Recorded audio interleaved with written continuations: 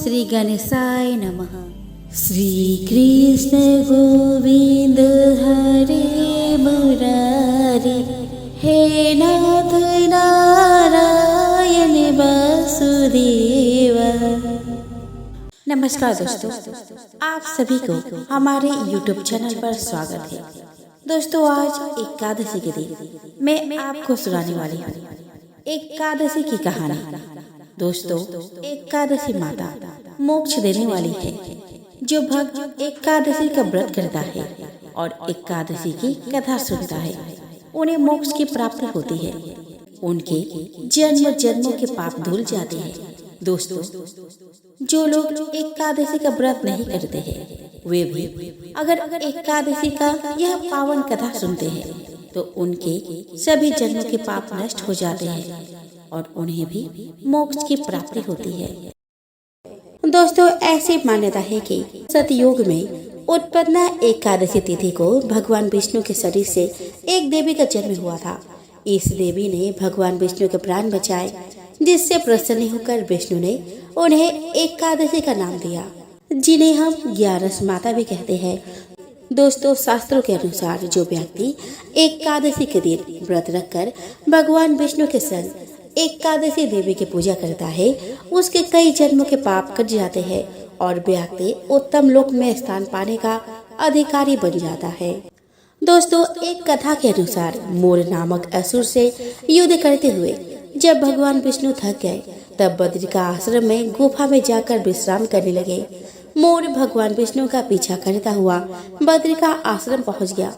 निद्रा में लीन भगवान को मोर ने मारना चाहा, तभी विष्णु भगवान के शरीर से एक देवी का जन्म हुआ और इस देवी ने मोर का वध कर दिया। देवी के कार्य से प्रसन्न होकर विष्णु भगवान ने कहा कि देवी, तुम्हारा जन्म मार्गशीर्ष मास के कृष्ण पक्ष की एकादशी को हुआ है, इसीलिए तुम्हारा नाम एकादशी होगा। आज से प्रत्येक एकादशी को मेरे साथ तुम्हारा भी पूजा होगी। जो भक्त एकादशी का व्रत रखेगा वो पापों से मुक्त हो जाएगा। दोस्तों, एकादशी देवी विष्णु की माया से प्रकट हुई थी। शास्त्रों के अनुसार जो व्यक्ति श्रद्धा भाव से एकादशी का व्रत रखता है, वह मोह माया के प्रभाव से मुक्त हो जाता है। छल कपट की भावना उसमें कम हो जाती है और अपने पुण्य के प्रभाव से व्यक्ति विष्णु लोक में स्थान पाने योग्य बन जाता है। दोस्तों, बहुत वर्ष पहले एक राजा की 2 रानियां थी। बड़ी रानी शोभा बहुत ही अच्छे स्वभाव की और दयावान स्त्री थी। वो 11 माता की बहुत बड़ी भक्त थी। उसकी एक बेटी थी जिसका नाम देवी था। दोनों माँ बेटी प्रत्येक एकादशी को व्रत रखती और एक ही समय से फलहार करती थी। दोस्तों, राजा की छोटी रानी जिसका नाम रूपा था, वो बहुत ही कठोर और दुष्ट स्वभाव की थी। उसकी एक बेटी थी जिसका नाम था तारा। पूजा पाठ से इन दोनों का कोई नाता नहीं था। रानी रूपा बड़ी चालाक और महत्वाकांक्षी स्त्री थी। वो चाहती थी कि राज्य की सत्ता उसके हाथ में रहे। राजा भी उससे दबा हुआ था। रानी रूपा बड़ी रानी और उसकी बेटी से नफरत करती थी। एक दिन उसने राजा से कह दिया कि रानी शोभा और देवी को राजमहल से निकाल दिया जाए। राजा रानी रूपा की नाराजगी से डरता था। उसे लगा कि उसे वही करना पड़ेगा जो रूपा चाहती है। उसने बड़ी रानी और उसकी बेटी को राजमहल के बाहर एक छोटे से घर में रहने के लिए भेज दिया। लेकिन रानी रूपा की घृणा इससे भी नहीं हटी। उसने देवी को आज्ञा दी कि वह प्रतिदिन राजा के गायों को जंगल में चराने के लिए ले जाया करे। रानी शोभा ये अच्छी तरह से जानते थे कि यदि देवी गायों को चराने के लिए नहीं ले गई तो रानी रूपा उन्हें किसी और परेशानी में डाल देगी। इसलिए उसने अपने लड़के से कहा कि वह रोज सुबह गायों को जंगल में चरने के लिए ले जाया करे और शाम के समय उन्हें वापस ले आया करे। देवी को अपनी माँ का कहना तो मानना ही था, इसलिए वह रोज सुबह गायों को जंगल में ले जाती। एक शाम जब वह जंगल से लौट रही थी तो उसे अपने पीछे एक धीमी सी आवाज सुनाई दी, देवी देवी, क्या तुम मुझसे विवाह करोगी? देवी डर गई। जितनी जल्दी हो सका उसने गायों को घर की ओर हाँका। दूसरे दिन भी जब वह घर लौट रही थी तो उसने वही आवाज पुनः सुनी। वही प्रश्न उससे फिर पूछा गया। रात को देवी ने अपने माँ को उस आवाज के बारे में कहा। माँ सारी रात इस बात पर विचार करते रहे। सुबह तक उसने निश्चय कर लिया कि क्या किया जाना चाहिए। वह अपने लड़के से बोली कि सुनो बेटी, मैं बता रही हूँ कि यदि आज शाम के समय भी तुम्हें वही आवाज सुनाई दे तो तुम्हें क्या करना होगा। देवी ने उत्तर दिया कि बताइए माँ, मैं क्या करूँगी। रानी शोभा ने कहा कि तुम उस आवाज को उत्तर देना। तुम कहना कि कल सुबह तुम मेरे घर आ जाओ, फिर मैं तुमसे विवाह कर लूंगी। देवी बोली, लेकिन माँ, हम उसे जानते तक नहीं। माँ ने दुखी होकर कहा कि मेरी प्यारी देवी, जिस स्थिति में हम जीवित हैं, उससे ज्यादा बुरा और क्या हो सकता है। हमें इस प्रस्ताव को स्वीकार कर लेना चाहिए। 11 माता हमारी सहायता करेंगे। उस संध्या को जब देवी गायों को लेकर लौट रही थी, उसे वही आवाज फिर से सुनाई दी। आवाज कोमल और दुख भरी थी। देवी, देवी, क्या तुम मुझसे विवाह करोगी? क्या तुम मुझसे विवाह करोगी? देवी रुक गई। उसने पीछे मुड़ कर देखा, लेकिन उसे कोई नहीं दिखाई दिया। वो हिचकिचाई। वह वहाँ से भाग जाना चाहती थी, लेकिन फिर उसे माँ के शब्द याद आ गए।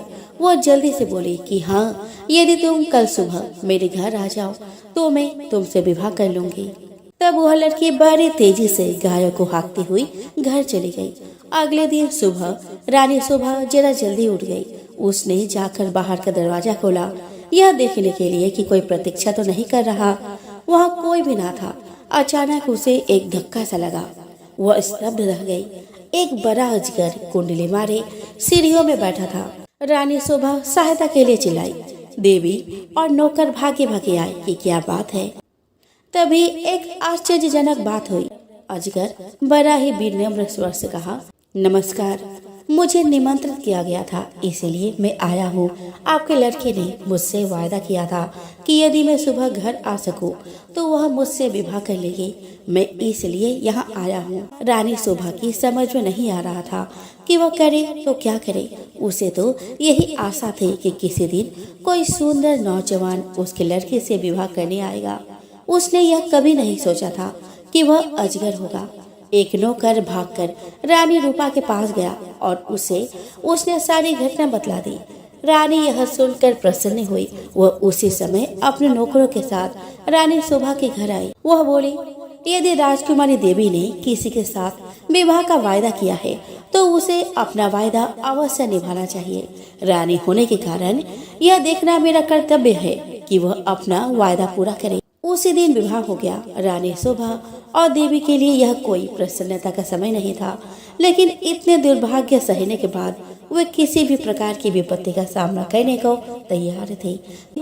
विवाह के पश्चात अजगर अपने पत्नी के साथ उसके कमरे में गया। सारी रात रानी शोभा ने प्रार्थना करते हुए बिताई कि उसके बच्चे ठीक ठाक रहे। दूसरे दिन बड़े सवेरे उसने देवी के कमरे का दरवाजा खटखटाया। एक सुंदर नवयुवक ने दरवाजा खोला। देवी उसके पीछे खड़ी थी। वह नवयुवक बोला कि मैं आपको कह नहीं सकता कि मेरी जान बचाने के लिए मैं आपका और देवी का कितना आभारी हूँ। मैं एक श्राप के कारण अजगर बन गया था। एक दिन वन देवता मुझसे क्रुद्ध थे और उन्होंने मुझे अजगर बना दिया। बाद में उन्हें अपने करने पर दुख हुआ।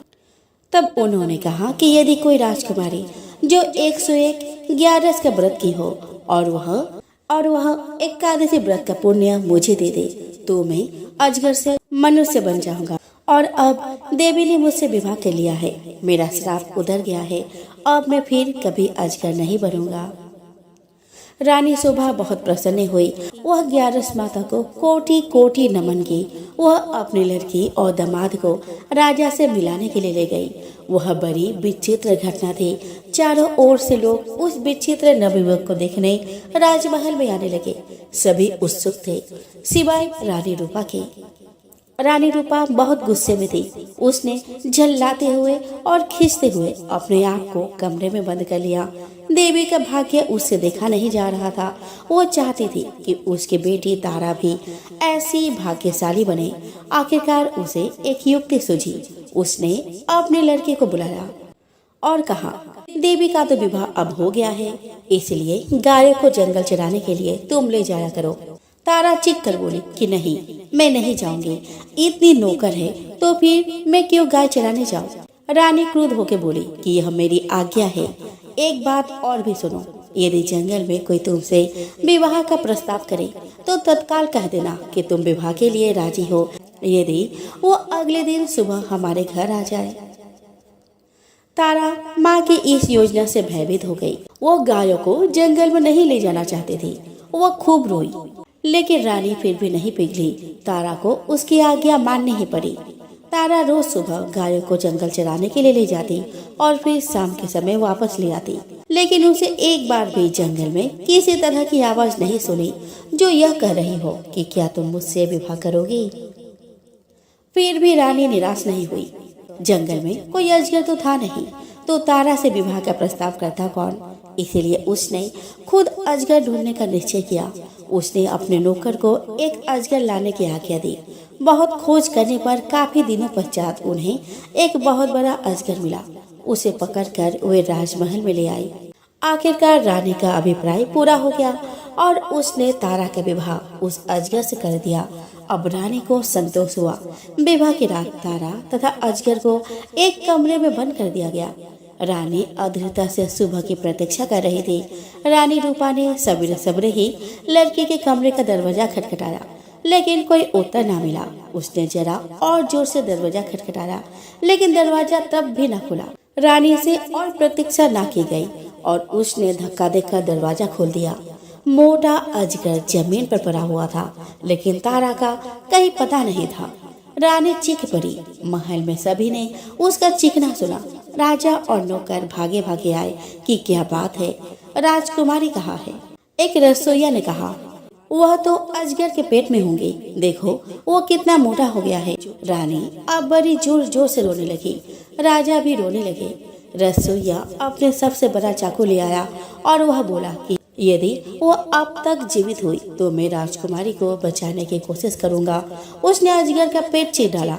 तारा अच्छी भली जीवित थी। रसोइये ने उसे बाहर खींचा। वह चीख मारकर अपनी माँ की तरफ भागी। अजगर की मृत्यु हो गई और साथ में रानी रूपा की इस इच्छा की भी कि तारा का विवाह देवी की तरह ही किसी योग्य और संपन्न नवयुवक से हो। बाद में रानी रूपा और उसकी बेटी तारा को अपने किए पर पश्चाताप हुआ। उसने रानी शोभा और उसकी बेटी से माफी मांगी और रानी रूपा भी प्रत्येक एकादशी को 11 माता का व्रत करने लगी। तो प्रेम से बोलो 11 माता की जय। दोस्तों, एक बार एक राज्य में एक राजा रहा करता था। राजा बहुत ही बुद्धिमान और बलशाली था। राजा सदैव अपने प्रजा का बहुत अच्छे से ध्यान रखता था। प्रजा भी अपने राजा को बहुत पसंद करती थी। राजा की 2 बेटियां थी। राजा अपनी दोनों बेटियों से बहुत प्रेम करता था।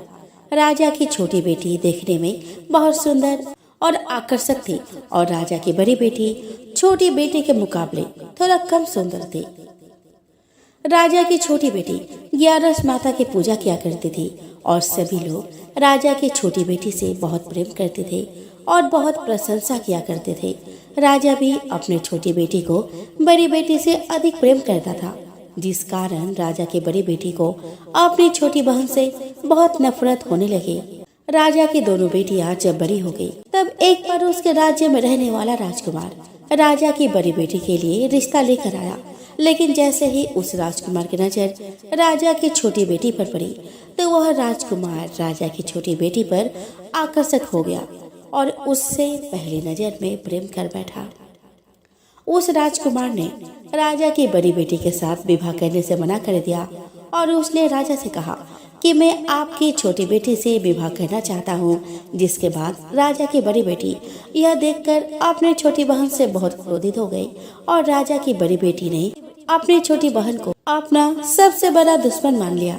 राजा की बड़ी बेटी ने अपनी छोटी बहन से बदला लेने का निर्णय लिया, जिसके लिए उसने अपनी छोटी बहन को जान से मारने का प्लान बनाया। राजा की बड़ी बेटी ने अपनी छोटी बहन को मारने के लिए सबसे पहले एक लड्डू में जहर मिलाकर अपनी छोटी बहन को दे दिया और उसको लड्डू खाने के लिए कहा, लेकिन लड्डू खाने के बाद भी छोटी बहन को कुछ नहीं हुआ। बड़ी बहन यह देखकर बहुत आश्चर्यचकित हो गई, लेकिन बड़ी बहन ने हार नहीं मानी और उसने जब रात में छोटी बहन अपने कमरे में सो रही थी तब एक मटके में सांप रखकर उस कमरे में छोड़ दिया। लेकिन सांप भी छोटी बहन का कुछ नहीं बिगाड़ पाया। जिसके बाद बड़ी बहन ने अपनी छोटी बहन से कहा कि चलो हम लोग कुएं से पानी भर कर लाते हैं, जिसके लिए वो अपनी छोटी बहन को पानी भरने के बहाने कुएं के पास ले गई और उसने अपनी छोटी बहन को कुएं में धक्का दे दिया। लेकिन छोटी बहन को तब भी कुछ नहीं हुआ, क्योंकि हर बार ग्यारस माता उसकी रक्षा कर रही थी और उधर बड़ी बहन अपने सारे प्रयासों के बाद असफल हो रही थी, जिससे वो बहुत क्रोधित होती जा रही थी। फिर उसने अपनी छोटी बहन के पास जाकर उससे खुद ही पूछा कि मेरी छोटी बहन, तुमको पता है भगवान ने सबकी मृत्यु एक निश्चित समय पर लिखी हुई है और कैसे तुम्हारी मृत्यु होगी, क्या यह तुम जानती हो? तब छोटी बहन ने अपनी बड़ी बहन को बताया कि हाँ, मैं तो जानती हूँ कि मेरी मृत्यु कैसे होगी। छोटी बहन से यह सुनकर बड़ी बहन मन ही मन बहुत प्रसन्न होने लगी और उसने अपनी छोटी बहन से कहा, तुम मुझे अपनी मृत्यु का राज बताओ। छोटी बहन ने अपनी बड़ी बहन से कहा कि मेरी मृत्यु तो एक तोते में है, जो तोते के गले में एक हार है, उससे मेरी मृत्यु होगी।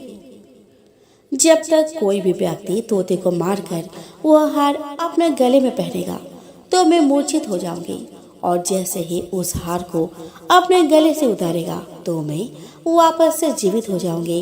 अपनी छोटी बहन की मृत्यु का राज जानकर बड़ी बहन बहुत ही खुश हो गई और उसने अपनी छोटी बहन को मारने के लिए उसके पालतू तोते को ढूंढना शुरू कर दिया। छोटी बहन को इस बात का आभास हो गया था कि कोई उसकी जान लेना चाहता है, जिसके लिए वह अपने पिताजी के पास गई और उसने अपने पिताजी से कहा कि पिताजी, मेरी मृत्यु के बाद आप मुझे जलाइएगा मत, बल्कि आप मुझे अपनी पुरानी वाली हवेली में एक पलंग में लिटाकर छोड़ दीजिएगा।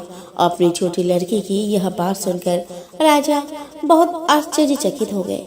राजा ने अपनी छोटी बेटी से पूछा, तुम यह क्या कह रही हो? तब राजा की छोटी बेटी ने बताया कि पिताजी, समय किसी के लिए नहीं रुका है, कब क्या हो जाए किसी को कुछ पता नहीं। और फिर राजा ने अपने छोटी बेटी से कहा कि तुम ऐसी बात क्यों कर रही हो? 2-3 दिन में तो तुम्हारा विवाह है। लेकिन छोटी बेटी ने अपने पिता को ऐसा करने पर मजबूर कर दिया और उनसे वचन ले लिया। राजा ने भी अपनी छोटी बेटी की बात स्वीकार कर ली और 2-3 दिनों के बाद जब शादी का समय आया तब राजकुमार बारात लेकर राजा के घर आया और राजकुमार और राजा की छोटी बेटी का विवाह शुरू हो गया। जैसे ही राजा की छोटी बेटी राजकुमार के साथ फेरे लेना शुरू करती है, उसकी बड़ी बहन अपनी छोटी बहन के कमरे में जाकर उसके तोते को पकड़ लेती है और उसको जान से मार देती है। तोते के गले में जो हार था उसको अपने गले में धारण कर लेती है। जैसे ही बड़ी बहन उस हार को अपने गले में धारण करती है, उधर छोटी बहन सारे 3 ही फेरे ले पाती है और वहीं पर बेहोश होकर गिर जाती है। बड़े बड़े हकीमों को बुलाया और अपनी छोटी बेटी का इलाज करने को कहा। राजा की बात सुनकर वैद्य ने छोटी बेटी को जब चेक किया तो राजा को बताया कि आपकी बेटी ना तो जीवित है और ना ही मरी हुई है। यह मैं ऐसा पहली बार देख रहा हूँ। राजा ने वैद्य और हकीम को यह बात बाहर बताने से मना कर दिया और उनको कहा कि अगर तुमने यह बात किसी को बाहर बताई तो हम तुम्हें फांसी दे देंगे।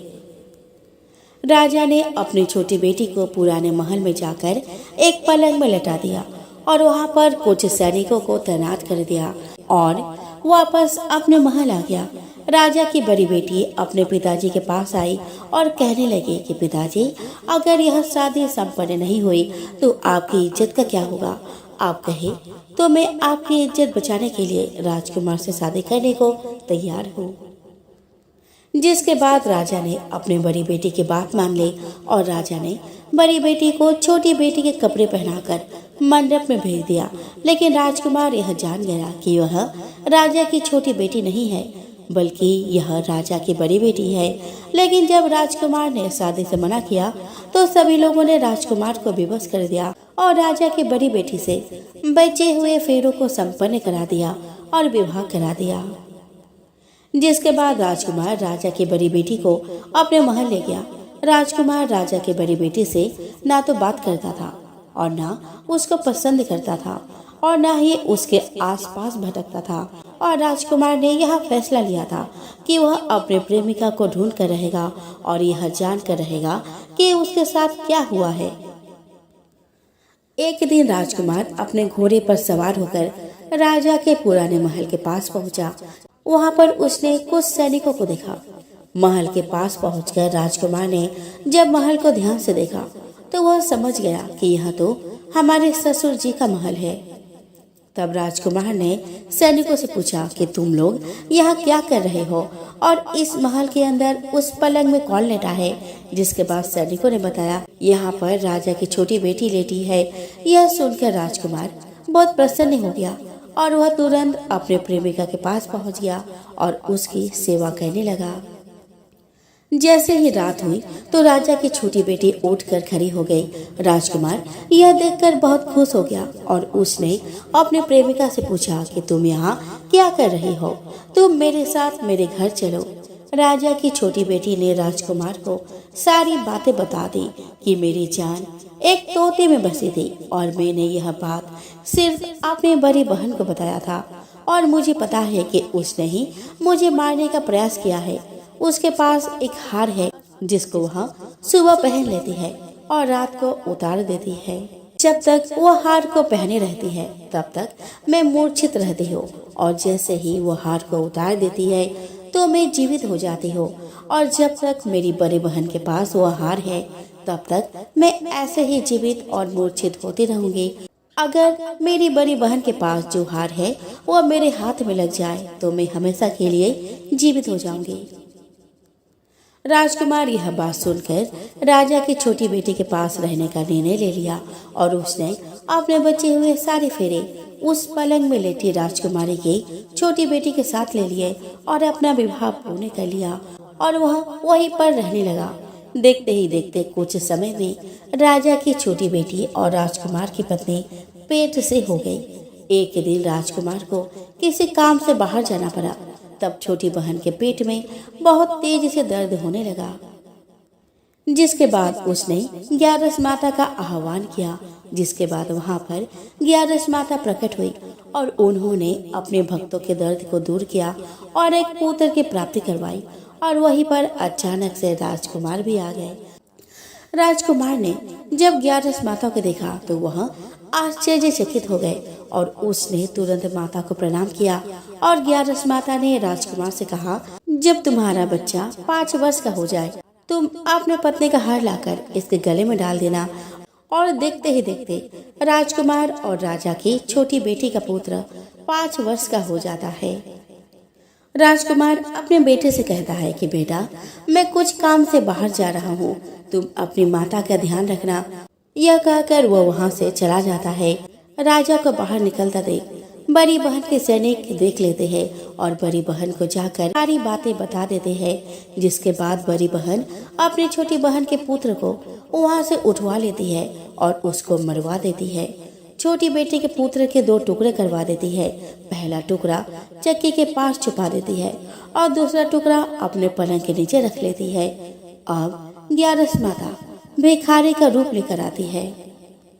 ग्यारस माता एक भिखारी का रूप रखकर बड़ी बहन के पास चली जाती है और वहाँ पर भिक्षा मांगने लगती है। बड़ी बहन अपने नौकरों से कहती है कि जाकर भिक्षा दे दो। लेकिन जैसे ही नौकर ग्यारस माता को भिक्षा देने के लिए जाते हैं तो माता उन्हें मना कर देती है और कहती है कि मैं तुम्हारी महारानी से ही भिक्षा लूंगी। जिसके बाद बड़ी बहन स्वयं ही भिक्षा देने के लिए माता के पास आती है। तब माता एक बिल्ली का रूप लेकर उसके कमरे में चली जाती है और वहाँ छोटी बेटी के पुत्र के टुकड़ों को आपस में जोड़ देती है और उसे जीवित कर देती है। उसे वहाँ से ले जाती है। राजकुमार अपने बेटे को लेकर अपने पत्नी के पास जाता है और उसे कहता है कि तुम उसका ध्यान रखना। अगर तुम इस बच्चे का अच्छे से ध्यान रखोगी तो मैं तुमसे बात करूंगा। एक दिन राजकुमार अपने बच्चे से कहता है कि तुम मम्मी से उनके गले का हार मांग लो।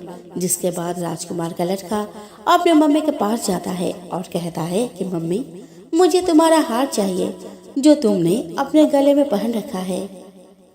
यह सुनकर पहले तो बड़ी बहन बहुत क्रोधित होती है, पर उसको यह याद आता है कि राजकुमार ने कहा था कि अगर मैं इस बच्चे का ध्यान अच्छे से रखूंगी तो वह मुझसे बात करेंगे, जिसके कारण वह हार को उस बच्चे को दे देती है और वह तुरंत हार को ले जाकर अपने पिताजी को दे देता है।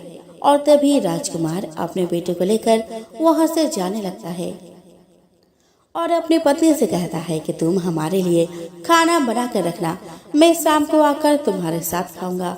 और वह अपने बेटे को लेकर वहां से चला जाता है। जिसके बाद वह राजा के पास जाता है और उनको सारी बातें बता देता है।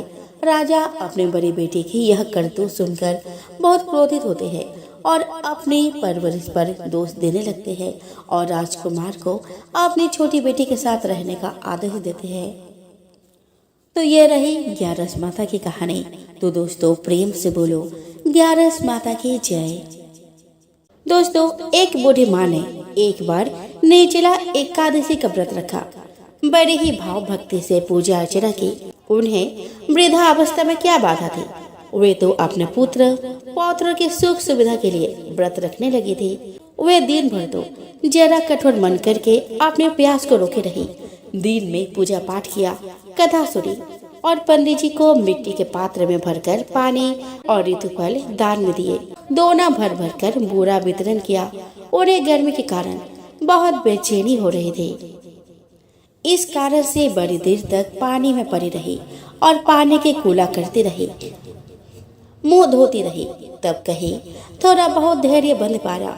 धूप तो तेज ही पड़ रही थी, इस कारण बार बार मुंह सूख रहा था। बूढ़ी माँ बहुत बेचैन हो रही थी। एक तो बुढ़ापा और दूसरे ये भयंकर गर्मी। मृदा अवस्था की स्थिति तो कुछ दूसरे ही प्रकार की होती है। जैसे तैसे रो धो के दिन कट पाया। अब पहाड़ सी रात सामने थी, उसको काटना बड़ा ही कठिन दिखाई पड़ रहा था। खटिया पर पड़े शांति नहीं मिल रही थी। वे बार बार करवट बदल रही थी। अनेक बार वे बाहर जाती और भीतर आती। उन्हें घर के अंदर शांति नहीं थी। वे परी परी एकादशी माता का स्मरण करती रही।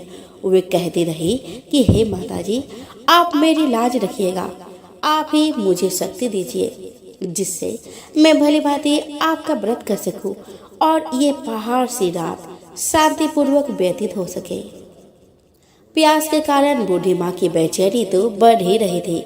उन्होंने धैर्य रखने का बहुत प्रयास किया, किंतु सहनशीलता की सीमा टूट गई और वे घबराकर एकदम चिल्ला पड़ी।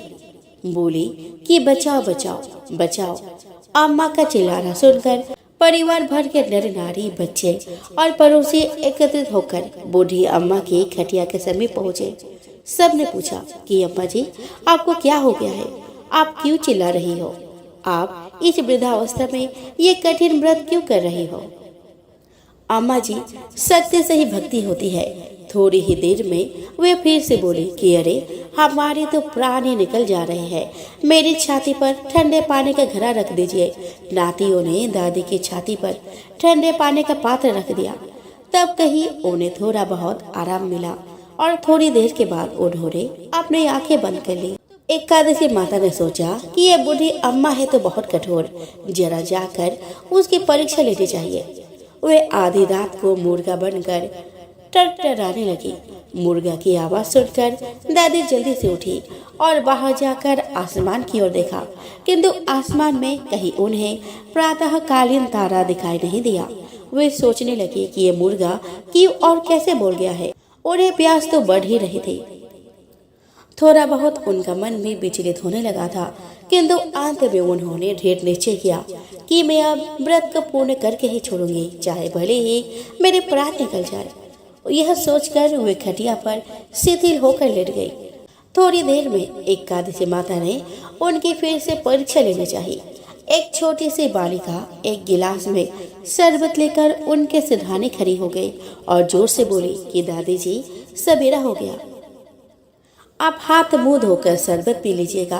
पहले तो शरबत का गिलास देखकर उनका मन ललचाने लगा, किंतु अचानक व्रत का स्मरण हुआ आया और उन्होंने सोचा कि मैं किसी भी प्रकार से अभी शरबत नहीं पी सकती हूँ, और वे शांति पूर्वक अपने खटिये पर लेट गई। फिर थोड़ी ही देर में उन्हें ऐसा लगा कि जैसे किसी ने उन्हें पानी के कुएं में पटक दिया हो।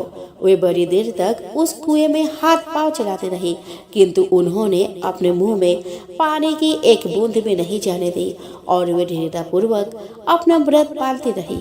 थोड़ी ही देर में न जाने कहां से सामने आग जलने लगी, जिससे भारी गर्मी बढ़ने लगी। प्यास के कारण प्राण निकलने लगे, किंतु बूढ़ी अम्मा का कुछ भी नहीं बिगड़ पाया। वे जहाँ की तहाँ मुस्कुराती हुई से बैठी रही। थोड़ी ही देर में बाहर प्रकाश दिखाई देने लगा। ऐसा लगा कि जैसा सवेरा हो गया हो। बूढ़ी अम्मा ने जब बाहर निकल कर देखा तो समझ गई कि अभी सवेरा होने में 3-4 घंटे की देरी है। यह जानकर वह शांतिपूर्वक इधर उधर घूमने फिरने लगी। एकादशी माता यह बात अच्छी तरह से समझ गई कि यह बूढ़ी अम्मा अपने व्रत से नहीं टल सकती। वे उनके सत्य व्रत को अच्छी तरह से समझ गई। सवेरा होते ही बूढ़ी अम्मा ने स्नान किया, भगवान का पूजन पाठ किया, एकादशी माता की कथा सुनी, ब्राह्मणों को दक्षिणा देकर भोजन कराया। तब कहीं उन्होंने जल ग्रहण किया। कन्याओं को भोजन कराने के बाद अम्मा ने भोजन किया। उस श्रेष्ठ व्रत के प्रताप से बूढ़ी अम्मा की आयु में वृद्धि हो गई। उनका घर परिवार हरा भरा हो गया। घर में अब उनके कोई अभाव नहीं रहा। वे हर तरह के सुख साधनों से संपन्न हो गई। नाती नातिनों से उनका घर भर गया और वे उसी दिन से 12 महीने की एकादशी का व्रत करने लगी। एकादशी माता के व्रत के प्रताप से इस संसार में हर प्रकार के सुख भोग कर अंत में बैकुंठ धाम को चली गई। आइए दोस्तों, अब हम श्रवण करेंगे एकादशी माता की आरती। ओम जय एकादशी माता, ओम जय एकादशी माता। विष्णु पूजा व्रत को धारण कर शक्ति मुक्ति पाता। ओम जय एकादशी माता। तेरे नाम गिनाओ देवी, भक्ति प्रदान करनी मैया, भक्ति प्रदान करनी। गण गौरव के देनी माता, शास्त्रों में वर्णी। ओम जय एकादशी माता। मार्गशीर्ष के कृष्ण पक्ष की उत्पन्न विश्वतारिणी जनमी, उत्पन्न विश्वतारिणी जनमी। शुक्ल पक्ष में हुई मोक्षदा, शुक्ल पक्ष में हुई मोक्षदा, मुक्तिदाता बनाई। ओम जय एकादशी माता।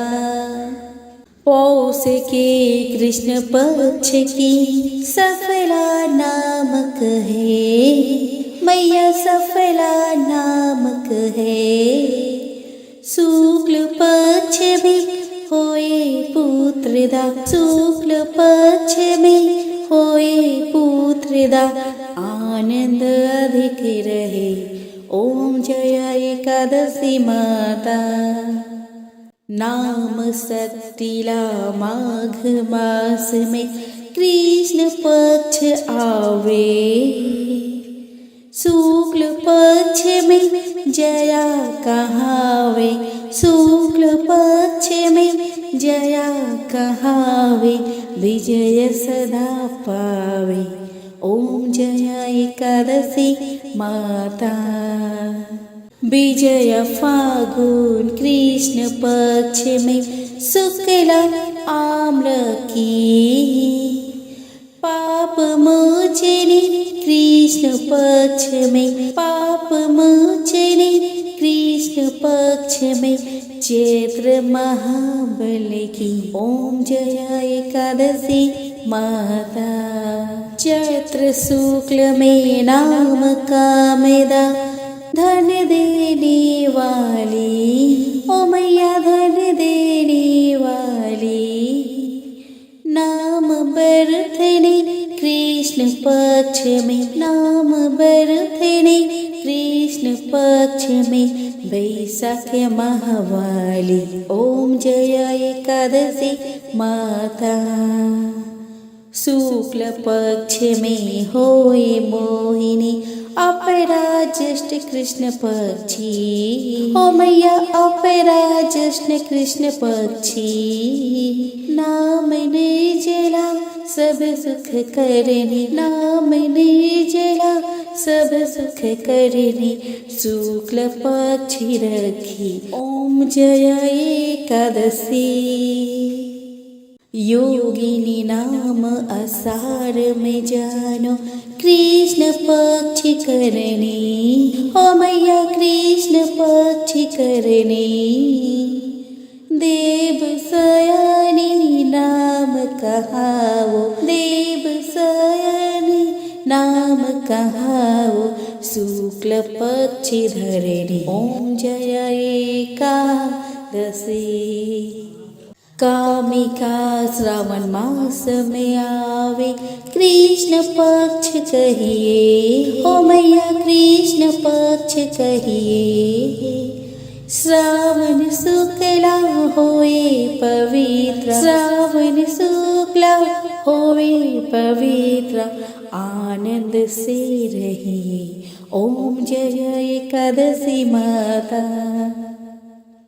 आजा भाद्रपद कृष्ण पक्ष की परिवर्तन शुक्ला, ओ मैया परिवर्तन शुक्ला। इंद्र आश्विन कृष्ण पक्ष में, इंद्र आश्विन कृष्ण पक्ष में, व्रत से भव सागर निकला, ओम जय एकादशी माता।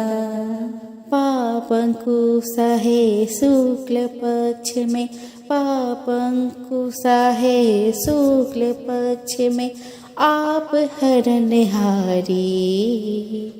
रमा मास कार्तिक में आवे, रमा मास कार्तिक में आवे, सुखदायक भारी, ओम जय एकादशी माता। देवोत्थाने शुक्ल पक्ष की, देवोत्थाने शुक्ल पक्ष की, दुख नाशक मैया।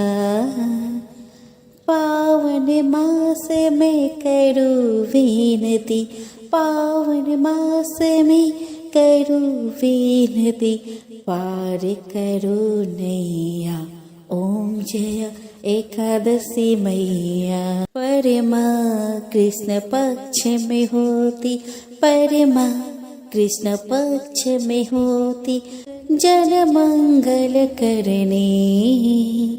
शुक्ल मास में होए पद्मिनी, शुक्ल मास में होए पद्मिनी, दुख दारिद्र हरणी, ओम जय एकादशी माता। जो कोई आरती एकादशी की, जो कोई आरती एकादशी की, भक्ति सहित गावे, जन गुरुदिता स्वर्ग का वासा, जन गुरुदिता स्वर्ग का वासा, निश्चय वह पावे, ओम जय एकादशी माता। एकादशी माता की जय।